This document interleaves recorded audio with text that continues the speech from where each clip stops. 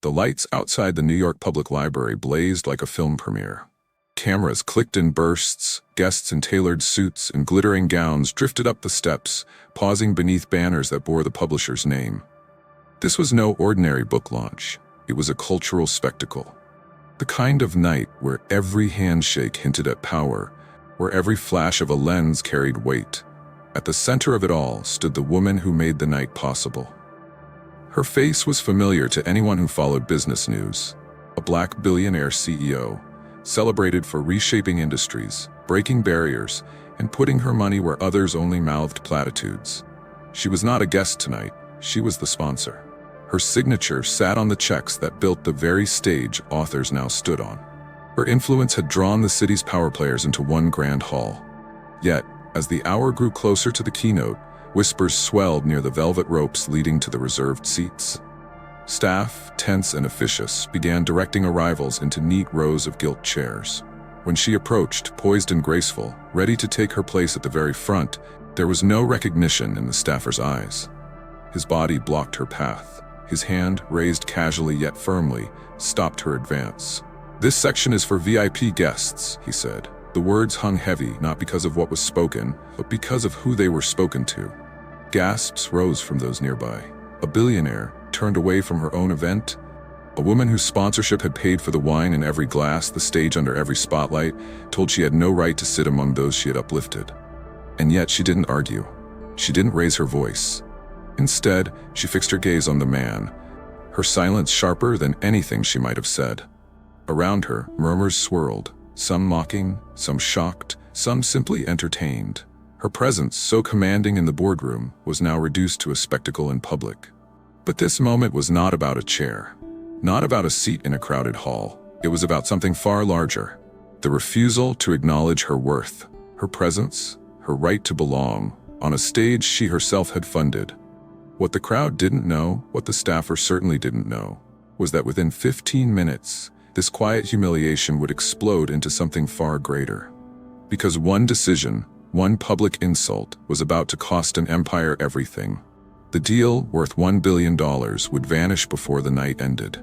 But before that moment arrived, she had to endure the sting of being dismissed in front of her peers, colleagues, and rivals. And she endured it with a stillness that was almost unnerving. Her fingers tightened slightly on the small clutch she carried. Her breathing slowed, though her mind raced. Years of endurance taught her this posture. Unmoved, unshaken, outwardly calm, while inside, every scar of past slights seemed to burn open again. She thought of school days when teachers ignored her hand raised high, of boardrooms where her ideas were stolen and parroted back by others for applause, of a lifetime of "you don't belong." But tonight, it was louder. Public. It wasn't just her being denied a seat. It was history, repeating with venom. She turned slowly from the velvet ropes, her heels clicking against the marble, the red of the carpet trailing behind her like spilled ink. The staffer relaxed, satisfied that order had been restored, blind to the storm he had just unleashed.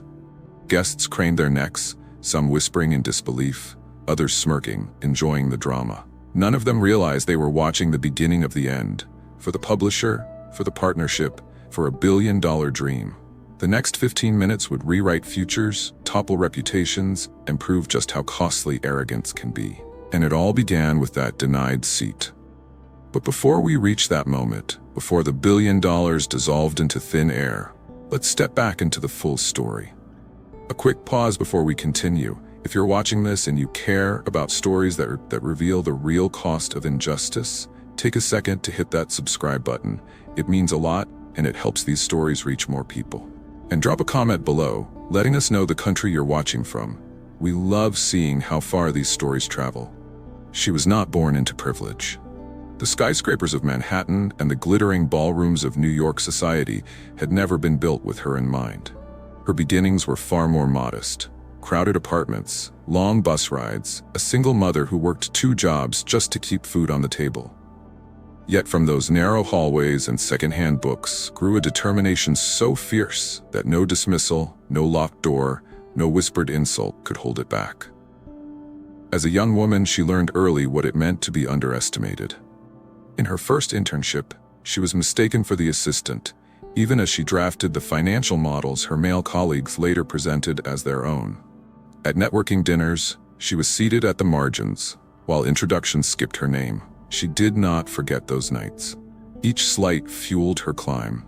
By the time she was 35, she had built her first company, an ambitious tech startup that turned predictive analytics into a tool for global retailers. Investors doubted her, competitors dismissed her, but within 3 years, her company was leading the field. When she sold it, the headlines didn't just call it a success, they called it a miracle. To her, it was no miracle at all. It was sweat, strategy, and the refusal to let barriers remain standing. The billion that came after wasn't won overnight. It was a mosaic of deals: telecom expansions in Africa, renewable energy projects in the Caribbean, healthcare initiatives in underserved U.S. communities. With every contract she signed, she carried more than her personal ambition. She carried a duty to prove that Black leadership was not an exception, but a force shaping the world. Her philanthropy grew in tandem with her empire. Where others built wings in their own names at universities, she quietly established scholarship funds at historically Black colleges, covering tuition for students who had been told they'd never reach higher education.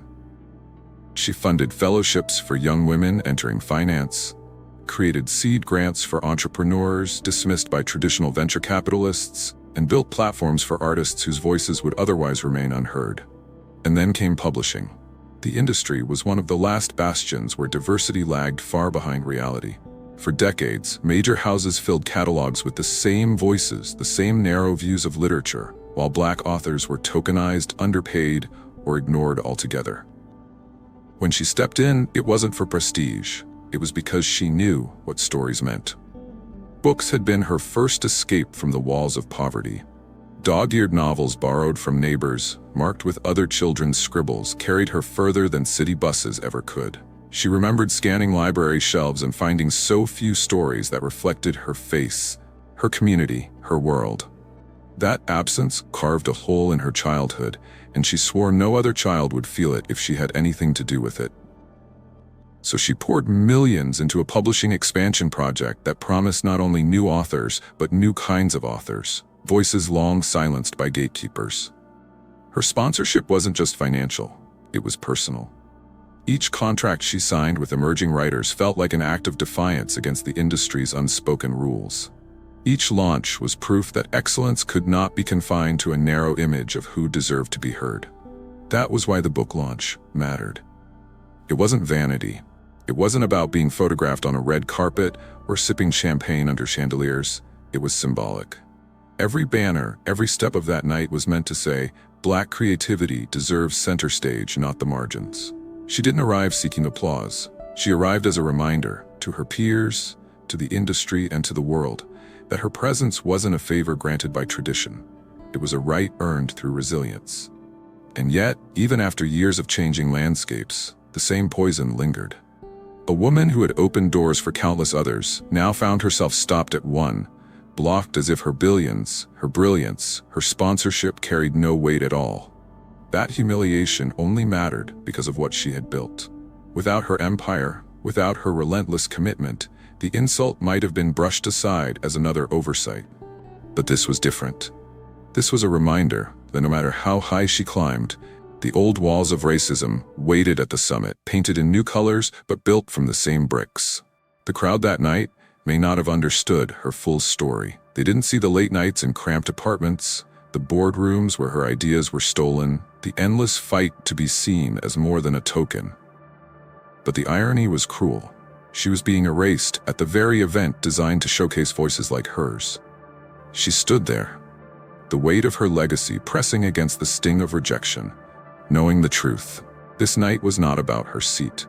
It was about every writer she had lifted, every child she had once been, and every person who had ever been told, "You don't belong." And that was why her silence at the velvet rope was so powerful. Because she wasn't just absorbing an insult. She was measuring it, storing it, and deciding what it would cost. They thought they had denied her a chair. In reality, they had just endangered a billion-dollar future. The theater glowed that night like a cathedral of literature. Its marble steps were lined with velvet ropes, guiding a tide of guests in gowns and tuxedos up into a hall that had hosted presidents and poets. Inside, crystal chandeliers sent light cascading over a sea of round tables, each topped with champagne flutes catching the glare of photographers' flashes.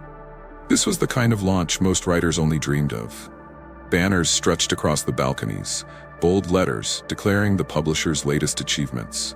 Critics, journalists, and cultural elites mingled, balancing hors d'oeuvres in one hand and programs in the other. It was more than a book release. It was a coronation of power, and it had been made possible by her. She walked through the doors with a grace honed over years of walking into rooms where no one expected her. Her navy gown shimmered under the lights, understated yet commanding. Heads turned as she moved through the crowd, not just because of who she was, but because she carried herself as if she had built the very floor beneath their feet, which, in truth, she nearly had. Every element of the night bore her imprint. The high-profile authors chosen for release, the venue selected, the lavish spread. It was her funding that had transformed this launch from a modest celebration into a cultural headline. She had written the checks. She had secured the partnerships. Without her, the champagne in their glasses would have been sparkling water at best. Still, when she reached the velvet cordon at the front rows, the night shifted.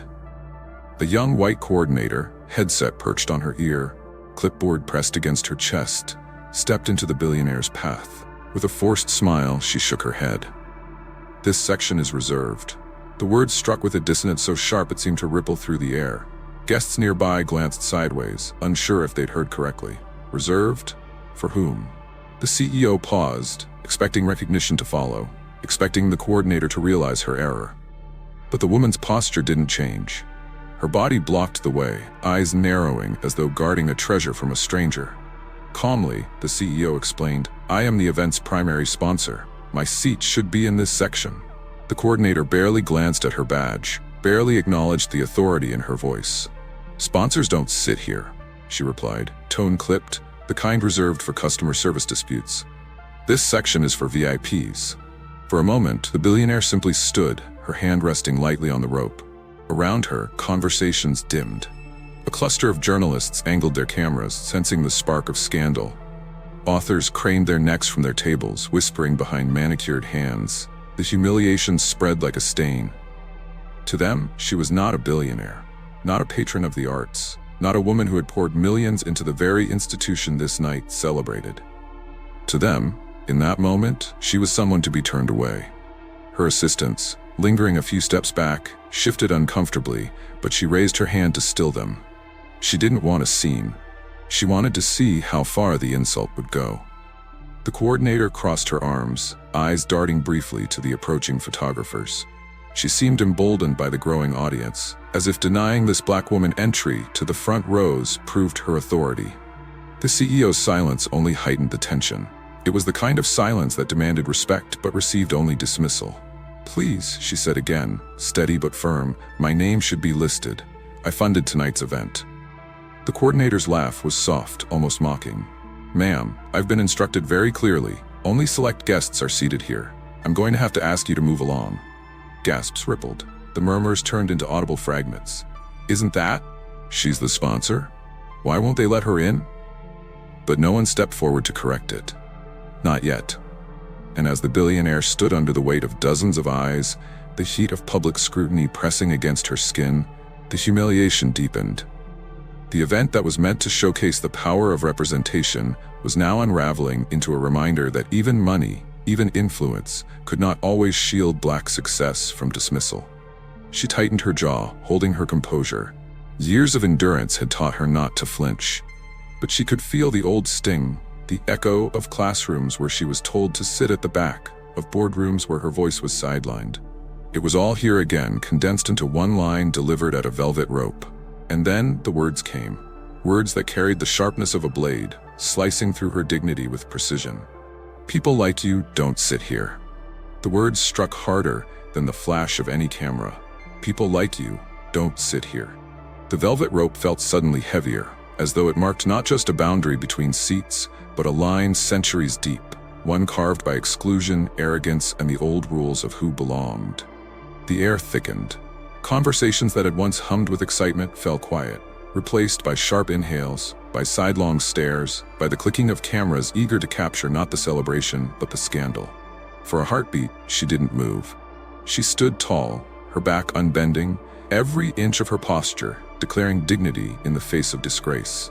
Yet inside, the sting cut deep. She had built an empire powerful enough to sponsor this very night, but all it took was one gatekeeper to reduce her presence to nothing more than a spectacle. Whispers rippled outward. Did she just say that? She's the sponsor, isn't she? This can't be happening here. But no one stepped in. No one corrected the insult. The nearby guests lowered their eyes to their glasses, sipping nervously, unwilling to challenge the coordinator's authority.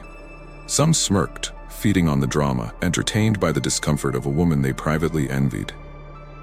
Others shifted uncomfortably, knowing they were witnessing a violation yet unwilling to risk their own standing to intervene. The coordinator's voice sharpened as she gestured to an usher. Escort her to the back, she can be seated there. It wasn't a request. It was an order, delivered in the same tone someone might use to redirect an unwanted guest at a wedding. The usher, young and hesitant, approached. His eyes flicked nervously between the CEO and the growing crowd. He knew who she was. How could he not?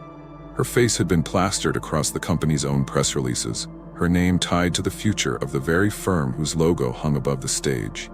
But he was caught between obedience to his superior and respect for the truth. His hand hovered, uncertain, as though asking without words if she would comply.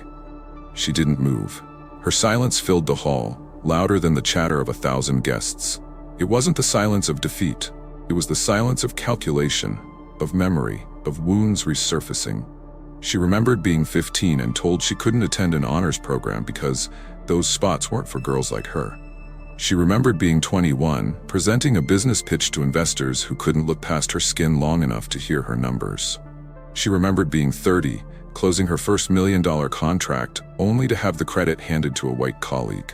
And now, here she was, decades later, with billions in her portfolio, still being told the same lie, that she didn't belong. The irony was unbearable.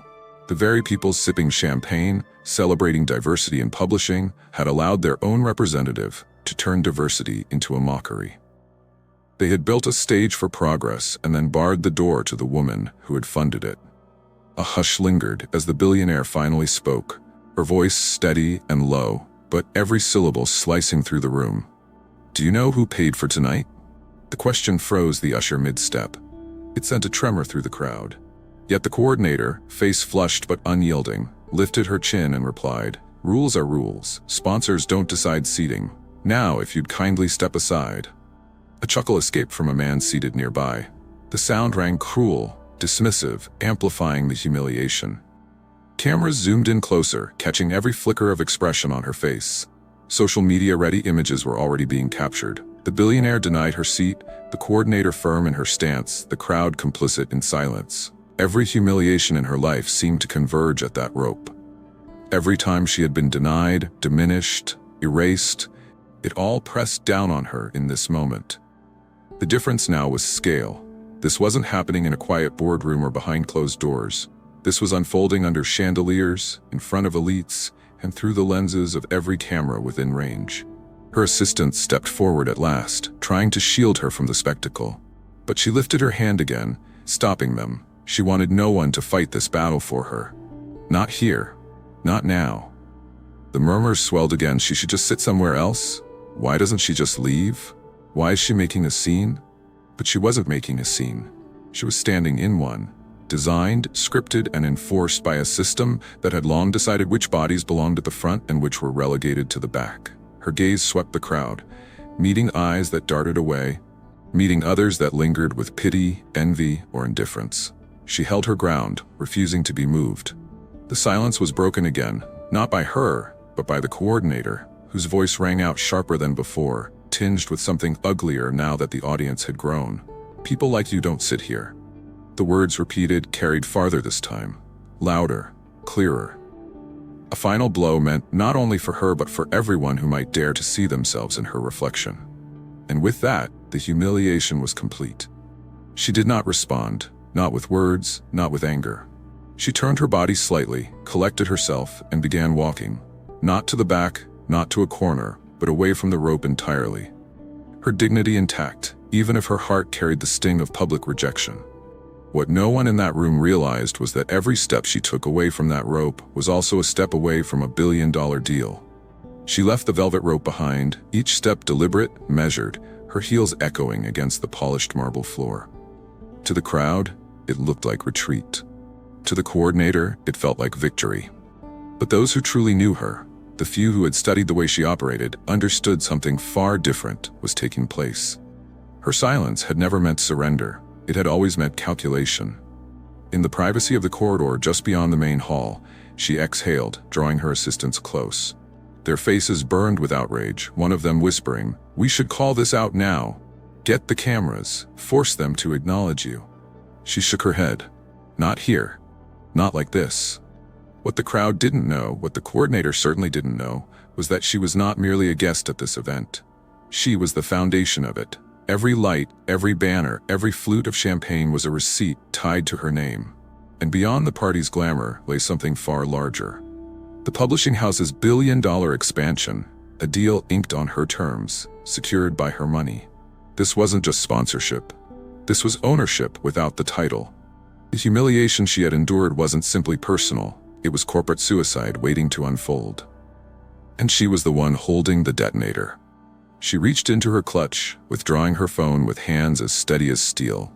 Within moments, she was connected to her legal team. Her voice was low, but it carried the weight of finality. "Freeze every transfer, effective immediately. We're suspending the deal."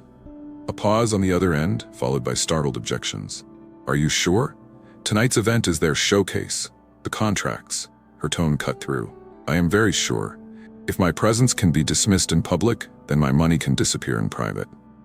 Her assistants exchanged glances, half in awe, half in disbelief at the swiftness of her decision. But to her, there was no hesitation. She had spent her entire life proving her worth, forcing doors open that were bolted against her. Tonight had shown her that no amount of money could force respect, and if respect could not be bought, then money would be withheld. Back in the hall, the coordinator carried on as if nothing had happened, guiding new arrivals to their seats. Guests settled, authors smiled for cameras, oblivious to the storm already in motion. The irony was sharp.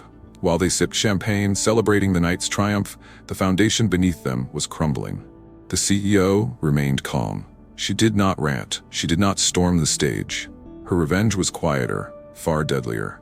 The publishing executives, basking in praise from the press, had no idea that within the hour, their lifeline had been severed. But she knew, and she allowed herself a small, controlled smile. Her silence had become her power. It wasn't the first time she had turned humiliation into leverage. She remembered negotiating with a major telecom firm years earlier, when a board member questioned her ability to lead a multi-billion-dollar contract. He had smirked across the table, asking if she had enough experience for the big leagues. She hadn't raised her voice then either. She had simply walked away, redirecting her funds to a rival. Months later, that board member's company collapsed under the weight of missed opportunities. The lesson she carried from that boardroom echoed tonight. Never argue with those who deny your worth. Make them pay for it. And tonight, the bill would total $1 billion. Her phone buzzed again, an update from her team. The rival publisher, long hungry for an edge, had already reached out in whispers, eager to take on the funds she was pulling back. They promised what the others had only pretended, a true commitment to diverse authors, a seat at the table not as decoration, but as power. She nodded. The humiliation still stung, but the decision brought a different kind of satisfaction. They had denied her a seat at the front row of a book launch. She would deny them a future in the industry. What made the moment even sharper was the symbolism. She had funded this expansion because she believed in elevating Black voices, in breaking the cycles of exclusion, and in trying to exclude her, the publishing house had revealed just how deeply those cycles still ran. The crowd inside the hall would clap and cheer as speeches rolled on, oblivious to the unraveling of their grand project. Reporters would type glowing reviews, calling it a historic night. None of them knew that history was being written elsewhere. In the quiet of a corridor, in the calm voice of a billionaire telling her lawyers to shut the door. The insult at the rope had seemed small to the coordinator. A single seat denied. But it was never about the seat. It was about what the seat represented. And she had just shown them the price of exclusion. Every insult carries a cost. Some costs are small, Tonight's $1 billion. The speeches began without her in the front row. Authors took the stage, editors smiled for photographs, executives clinked glasses as if nothing had happened. From inside the glittering hall, the night looked flawless. But just outside, where cameras had already recorded her rejection at the velvet rope, the real story was gaining traction. By the time she stepped back into her car, the video had surfaced online. 30 seconds of footage, a billionaire quietly insisting she was the sponsor, the coordinator refusing her entry, and the words, "People like you don't sit here," caught clear enough for anyone to hear. Uploaded in minutes, the clip lit social feeds like fire on dry grass. Comments piled in, "Unbelievable. She funded the event and they treated her like this? They don't care how much money you have if your skin is black." This isn't just disrespect, it's racism in broad daylight. Hashtags formed, amplifying the outrage. Within an hour, the book launch itself was no longer trending for its authors, but for its humiliation of the very woman who had made it possible. Inside the hall, oblivious executives toasted their own success. They had no idea their empire was unraveling in real time. Phones buzzed in the audience, assistants whispered nervously, glancing at screens, but no one dared interrupt the staged celebration. The CEO sat in silence as her car pulled away, scrolling through the rising tide of posts. Some messages came from supporters she'd never met, others from young professionals who saw their own struggles mirrored in hers. A young black writer tweeted, "If even she gets treated this way at her own event, what chance do the rest of us have?" Another added, "They denied her a seat. She denied them a future." She read them all, each word layering over the sting of humiliation, transforming it into something stronger. Back at the publisher's headquarters, panic set in. A senior vice president was pulled from the event mid-speech, rushing into a side office as his phone exploded with alerts. The clip had reached news outlets, and reporters were already demanding statements. Calls from shareholders lit up the boardroom. "Is this true? Did we deny our own sponsor? Do you realize what this looks like?" The executives scrambled to draft a response, but the CEO's lawyers had already beaten them to it. A public statement, short and devastating, appeared on her official channels. "If my presence at a table is conditional, then my partnership is unnecessary. Effective immediately, I am withdrawing from the expansion project. $1 billion will be redirected to institutions that recognize and respect the value of Black voices." The reaction was seismic. Overnight, headlines shifted from the supposed triumph of the launch to the scandal of its collapse. Major outlets carried side-by-side photos, her poised, walking away from the velvet rope, and executives beaming under chandeliers, unaware they were celebrating their own undoing. The publisher's stock dipped by morning. Contracts they had boasted about securing suddenly looked fragile. Authors scheduled to debut under the expansion began issuing statements of solidarity with her, unwilling to tie their work to a house now tainted by racism and scandal. But the fallout wasn't only financial. The humiliation exposed something deeper. People began sharing their own experiences of exclusion in cultural spaces. Writers who'd been told their work was too niche, editors who'd ignored submissions from Black authors, readers who rarely saw themselves on bookstore shelves. What had happened to her wasn't an isolated incident, it was a mirror held up to the industry's failures. Meanwhile, the coordinator who had uttered those words found her name trending for all the wrong reasons. Interviews surfaced from guests confirming what had been said. Screenshots of her social profiles circulated, feeding the outrage. She had believed herself untouchable in the moment, standing at the rope. Now, she was the face of disgrace. Executives tried damage control. They issued a press release. "We regret the misunderstanding.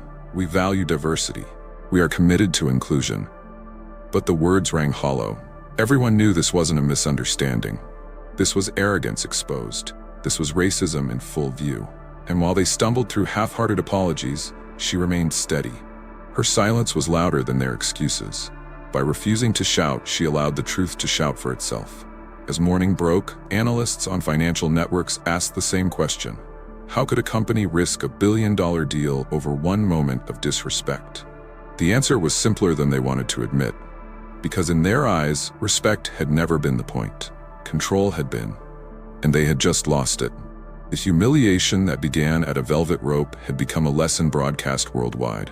A reminder that exclusion, even when directed at the most powerful, still carried consequences. And this was only the beginning. The scandal wasn't confined to a 30-second clip or a single night's humiliation. It opened a door most of the industry had kept tightly shut, forcing the world to look at what too many had ignored. The publishing house tried to frame it as an isolated incident, but the reaction told a different story. Writers began flooding social media with testimonies of manuscripts rejected with coded language. "We don't know if there's an audience for this voice." Editors confessed privately to being told to acquire only 1 or 2 diverse titles per year. Token gestures, never systemic change. Readers spoke about searching entire shelves without seeing one story that reflected their neighborhoods, their families, their lives. The humiliation of a black billionaire on a public stage resonated precisely because it confirmed what people had lived in silence for years. Success, wealth, even sponsorship could not shield someone from racism. If she could be dismissed, what chance did an unknown writer have? In talk shows, panelists debated the clip. One journalist put it plainly, this wasn't just a mistake in event management. This was a mirror. The coordinator's words weren't spontaneous. They were the echo of an industry that has always told black talent, people like you don't sit here. Her withdrawal from the billion-dollar expansion only sharpened the point. The publishing house hadn't just lost money, they had lost credibility. They had lost the illusion that they were progressive gatekeepers. Their banners celebrating diversity now looked like decorations hiding a rotting foundation. And beyond publishing, the ripples spread. Corporate leaders across industries were asked uncomfortable questions. How many companies invited black sponsorship but denied black authority? How many celebrated diversity in marketing campaigns while silencing it in boardrooms? The story forced executives to confront not only what had happened at one velvet rope, but the thousands of invisible ropes still standing in workplaces across America. For her, the bigger picture was never abstract. It was lived reality. She knew the numbers by heart. Studies showed that less than 5% of published authors in major houses were black. Advances for black writers lagged behind those given to their white counterparts. Marketing budgets for black books were smaller, launch events quieter, media coverage thinner. These weren't accidents, they were patterns. And now the world was watching one more pattern repeat.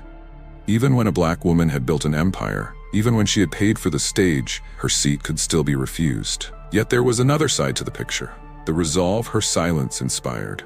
Messages poured in from young authors who had nearly given up, from readers who felt seen for the first time, from activists who demanded reform. A letter from a teenage girl in Atlanta circulated widely. They told you people like you don't sit there. But you showed me that people like us don't need their chairs. We build our own tables. That sentiment became a rallying cry. Independent publishers began trending, small presses reported spikes in submissions from marginalized voices, and grassroots campaigns to support black authors found new energy. She saw all of it, and though the sting of her humiliation lingered, it transformed into something else, clarity. Her presence at the book launch was never about vanity. It was about creating visibility for voices erased for generations. The insult only proved how necessary her mission remained. Analysts called it a turning point. They pointed out that the billion-dollar deal had been more than a financial transaction.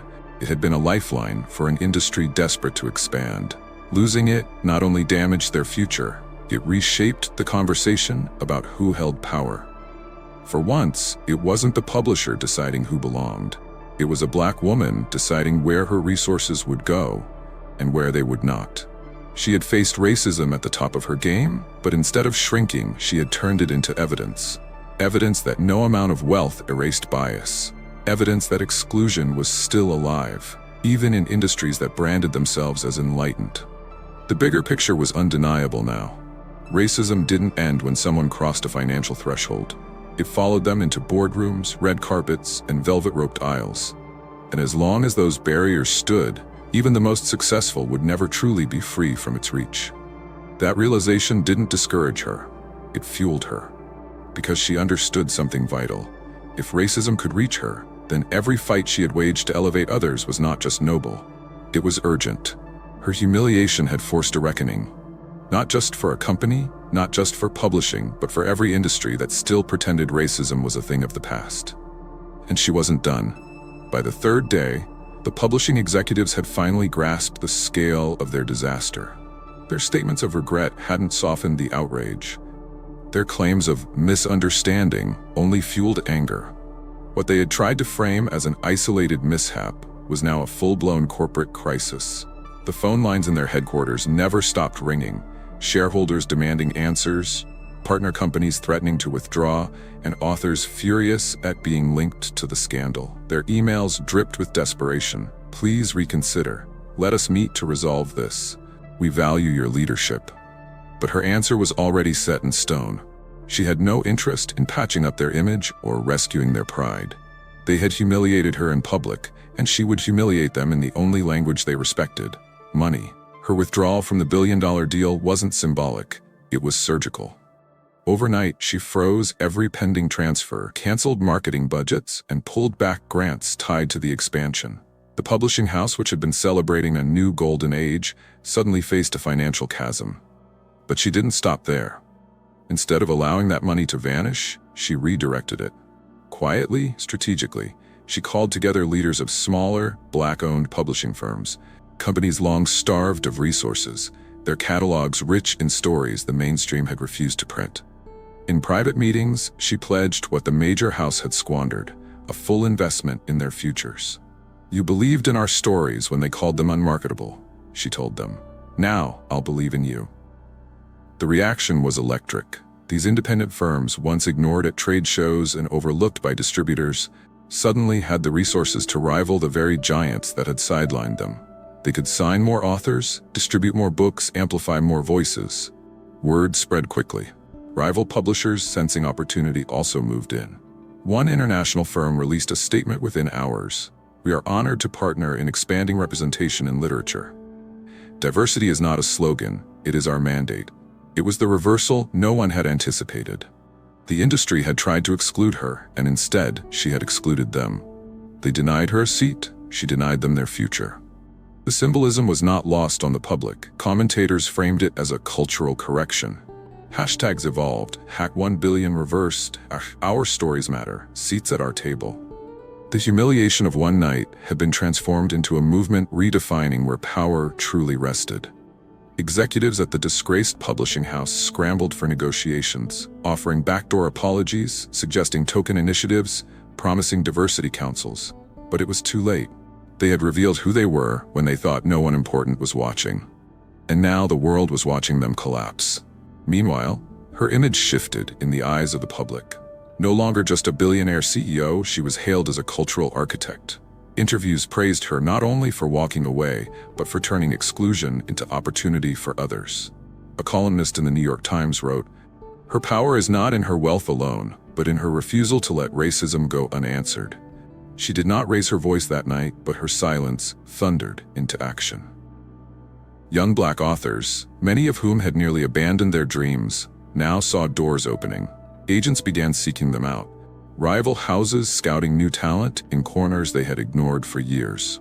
The very words meant to degrade her, "People like you don't sit here," had become the catalyst for 1,000 chairs being pulled up to new tables. For her, the reversal wasn't about revenge alone. It was about proving a principle she had carried since childhood: power without purpose is wasted. She had wealth, yes, but wealth meant little if it didn't create space for others to rise. The publishing house that humiliated her thought they were preserving exclusivity. Instead, they destroyed it. Their gatekeeping had backfired, flinging the doors open wider than ever. In boardrooms across industries, the lesson landed hard: disrespect the wrong person, and you don't just lose a seat, you lose the whole table. And so, while they stumbled through public relations nightmares, she sat in quiet meetings with new partners, signing contracts that would outlast the scandal. She wasn't just redirecting her money, she was rewriting the rules. The night she was denied a chair, they thought they had diminished her. But in truth, that was the moment she became unstoppable. The reversal was complete. The announcement of her redirected investment spread faster than any scandal.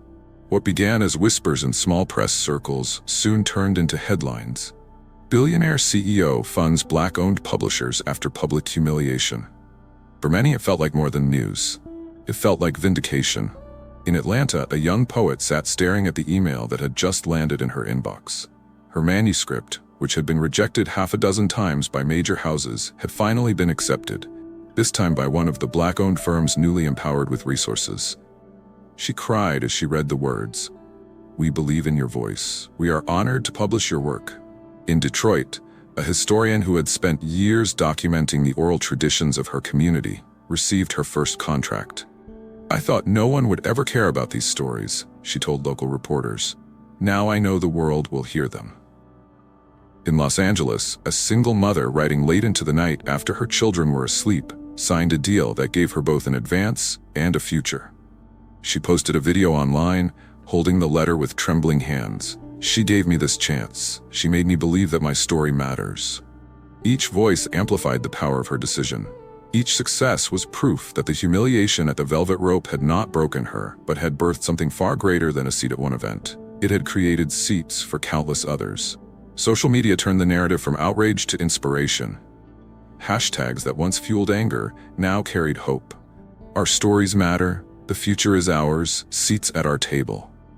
The image of her walking away from the rope became iconic. Not a picture of defeat, but of quiet strength. Memes circulated with captions like, "Denied a seat, she built a stadium." The publishing house she abandoned continued to flounder, but that was no longer the focus. The world's eyes shifted to the authors rising in her wake. Bookstores reported surges in demand for works by Black authors, many of whom had once struggled to get shelf space. Readers formed book clubs around new titles funded by her redirected investment. Libraries hosted community nights featuring fresh voices, stories that had been hidden for far too long. And through it all, letters poured into her office. Some came from children who had read their first books with protagonists who looked like them. "I saw myself as the hero," one boy wrote in crayon. Others came from elders who had waited decades to see their histories respected in print. "You gave our stories dignity," one grandmother wrote, "and you gave us back our pride." She read every message, each one stitched over the wound of that night's humiliation. The sting never disappeared completely, but it became fuel. She knew she had turned a moment of public rejection into a movement of public affirmation. What made the transformation more powerful was its symbolism. At the very event meant to celebrate stories, her own presence had been dismissed. But now, stories that had been ignored for generations were flourishing. The industry had tried to silence her. Instead, she had given others a microphone. Her decision inspired allies as well. Universities pledged to expand programs for minority writers. Independent bookstores dedicated entire sections to underrepresented voices. Nonprofits launched literacy initiatives, funded in part by her redirected wealth. The echoes of her choice traveled far beyond publishing. But she never let the world forget the reason behind it. In interviews, she reminded audiences, "This didn't happen because I was generous. It happened because I was disrespected. Racism tried to erase me in public. I chose to answer it by making sure no one else is erased." That clarity struck a chord. The reversal wasn't charity, it was justice. It was a reminder that money wasn't just numbers on a ledger, it was power. And when wielded with purpose, power could expose injustice and rebuild broken systems. For the young authors now holding contracts in their hands, the night of her humiliation was no longer a story of exclusion. It was the night their futures began. For the readers discovering themselves in the pages of new books, it was proof that their stories mattered. The echoes of hope spread further each day, louder than the laughter of those who once smirked at her silence. She had been denied a seat. But in return, she created an entire generation of chairs for others to sit, speak, and shine. And this was only the beginning. The night of the book launch had been scripted to showcase triumph, yet it ended up exposing the raw underbelly of an industry still chained to prejudice. A velvet rope had become a symbol, not of exclusivity but of exclusion. And in trying to bar one woman from sitting among them, the publishing house had barred itself from a future worth $1 billion. But her story was never about a single seat. It was about the generations behind her, the voices denied, the writers silenced, the readers searching for reflections they could not find. That night's insult crystallized what she had always known. Racism is not subtle, not accidental, not confined to whispers. It stands boldly in the open, even in rooms filled with cameras, convinced it can disguise itself as protocol. And yet, her response proved something greater. Silence, when anchored in dignity, carries more power than the loudest denial. She did not argue with the coordinator. She did not raise her voice to demand validation. She turned away, and in turning, she shifted the weight of an entire industry. The publishing executives thought they had preserved order. What they preserved instead was arrogance, and arrogance is costly. Her withdrawal was not a tantrum, it was a declaration, a refusal to bankroll systems that humiliate the very people they claim to celebrate. By redirecting her resources, she had shown that power can be reimagined, that wealth can be weaponized against discrimination, that dignity has a price tag too heavy for any corporation to ignore. The echoes of her decision continued to roll outward. Black-owned publishers expanded. Young authors signed contracts. Readers discovered stories that looked like their own lives. And those who once doubted the worth of such stories were now forced to reckon with sales charts proving otherwise. Her humiliation had been public, but so was her victory. And therein lay the lesson. Success cannot insulate anyone from racism. She was living proof of that truth. Yet her story also carried a warning for every institution built on exclusion. You may think you can humiliate quietly, but the consequences will always speak louder. As commentators reflected on the scandal, one line kept surfacing in articles and op-eds. They thought they denied her a chair. Instead, she built an empire of tables. That sentiment resonated because it reframed her silence as action, her humiliation as resistance, her decision as liberation. For her, it was never about revenge, it was about legacy. The rope that had once marked her exclusion had become a boundary she refused to cross ever again. She would not plead for recognition in spaces that thrived on her erasure. She would build new spaces, bigger, stronger, filled with those who had long been denied entry. The publishing house faded into embarrassment, a cautionary tale of arrogance and short-sightedness.